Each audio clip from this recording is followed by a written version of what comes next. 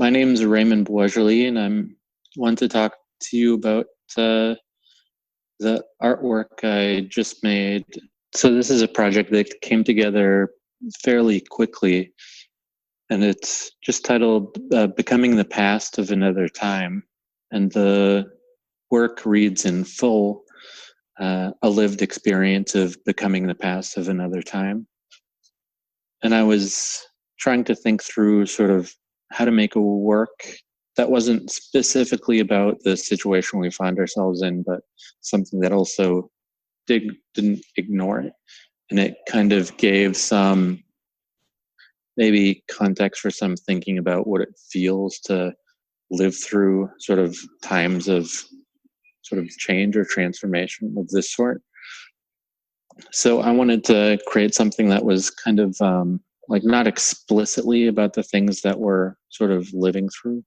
sort of things including like a global pandemic that's ongoing with no perceived sort of end in sight, but also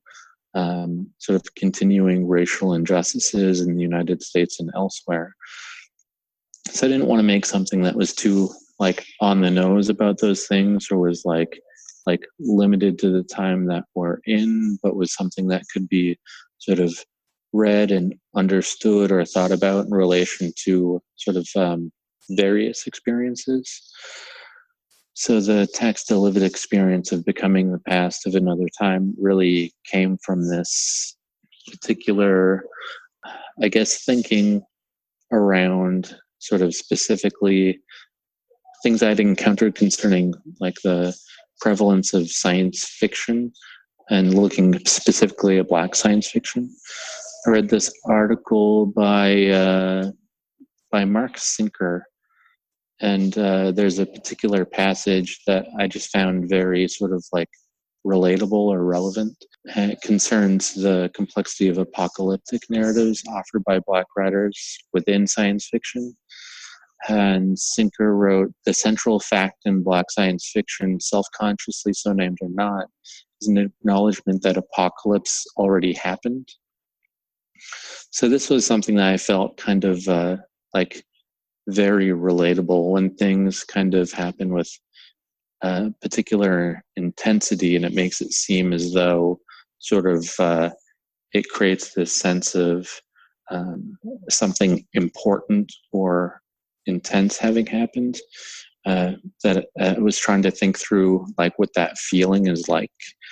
And part of it is like actually coming to understand that sort of like we've experienced that event or that change, and now everything is different in a way that we still sort of maintain memory of how things were before, but we can't really sort of return to those times. So it's somehow about sort of like almost as if we're like visiting from that time before these changes had happened, though we lived through them. So it was this experience of perhaps becoming the past of another time. So this is also kind of like kind of something that I was thinking about through work that it was of particular importance to me, specifically the correspondence between Antonin Artaud and Jacques Rivière, where Artaud submitted some poems that he wanted to be considered for publication in a periodical that Rivière was the editor for, and having not decided to like include this material for publication, instead what happened was there was a long correspondence between the two of them that I've just found incredibly fascinating. And part of it talks about the difficulty of sort of like of creating work and putting it out into the world. And like now that seems like it's something that's kind of maybe felt doubly, like that difficulty of trying to think about sort of like how to make work within sort of current circumstances, how to make meaningful work. So part of it is like Artaud talking about sort of that change in feeling, having written something but then feeling kind of repulsed by it almost immediately, as if it feels kind of like very alienating to read one's words or something. So part of it is kind of like one's changing feelings to one's own work is somehow kind of about like also another relationship between sort of the past and the present. Is to live in the present is to maybe not understand how things could have happened in the past. And another sort of point of reference that I was thinking about in terms of this, the lived experience of becoming the past of another time, is really like the writing of Johannes Fabian in his book Time and the Other, How Anthropology Constructs Its Objects, where he looks at the domain of anthropology has operated specifically through like denying the presence of non-Western peoples within the present, that it was by restricting them to a past that kind of made them fixed and thus legible.